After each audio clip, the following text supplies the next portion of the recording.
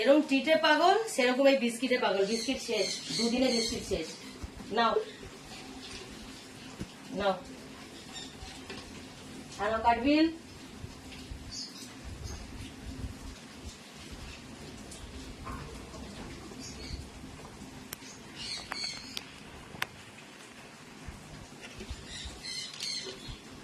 আনো, খাও খাও খাও খাও, নাও খাও। এখন ক্যাট ফুডেও এত ভক্ত না, এই ডরলোজের বিস্কিটে এখন সব এত ভক্ত হয়েছে। খাও খাও খাও, আর নেইও কি আর, খাও খাও, শেষ।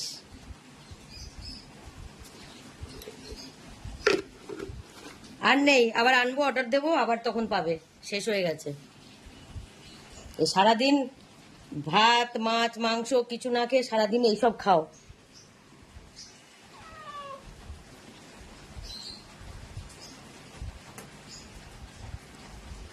ভাবি সেদিন হাটে গিয়ে ভাবলাম পার্সিয়ান নেবো, তো আবার ভাবলাম পার্সিয়ান মেনটেন করা খুব কঠিন, খুব।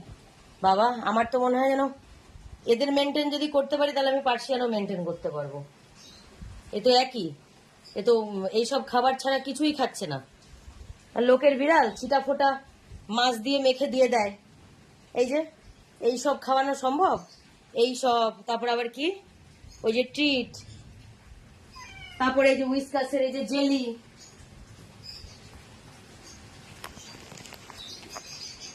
এই যে সবার আলাদা আলাদা। দেখো, একরকম কিনলে হবে না, দেখাই একটু, এগুলো একটু দেখাই তাহলে পার্সিয়ান পোশাক কি কঠিন আমার ছিল। এইটা দেখো, সবার কিন্তু আলাদা আলাদা ফ্লেভার আছে আর আলাদা আলাদা বয়সের। এটা দেখো 1 ইয়ার প্লাস, এটা অ্যাডাল্টদের। এটা উইথ টুনা জেলি, হলো টুনা, টুনা দু রকমের এনেছি। এটা ধরো টুনা জেলি, এটা অ্যাডাল্টদের। তো অ্যাডাল্টদের যদি দিই তাহলে আবার বাচ্চাগুলোকে কি দেবো, দেবো না। আবার টুনার জেলি, এটাও কিন্তু টুনার জেলি, এটা 2 মাস থেকে 12 মাস, মানে এটা 1 বছরের নিচে যারা তারা। তাহলে এই দেখো, আমাকে টুনার জেলি 2 রকম কিনতে হচ্ছে।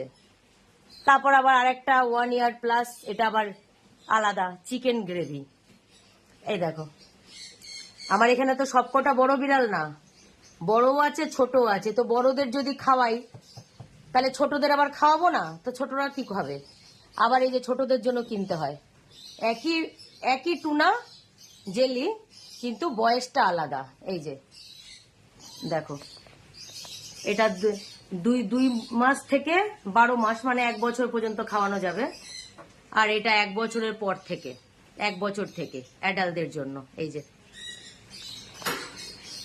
এই হলো যে, মানে ওদের এই হলো কি উইসকাসের জেলি আর গ্রেভি, ঠিক আছে। এই যে এখানে আবার ডরলোজের বিস্কিট, এই যে আবার এই ট্রিটগুলোও কিনতে হয়। এইগুলো লাগে মাঝে মধ্যে দিতে, যেরকম যখন ক্যাট ফুড খায়, মাছের স্যুপ চিকেন স্যুপ থাকে না, তখন এইগুলোকে জলে গুলে দিই। আবার মাঝে মধ্যে কোনো স্পেশাল একটা দিন হলে ট্রিট দিতে হয়। এই গেল, আবার আসবে উইসকাসের হচ্ছে ক্যাট ফুড, আবার পিওর পেটের ক্যাট ফুড।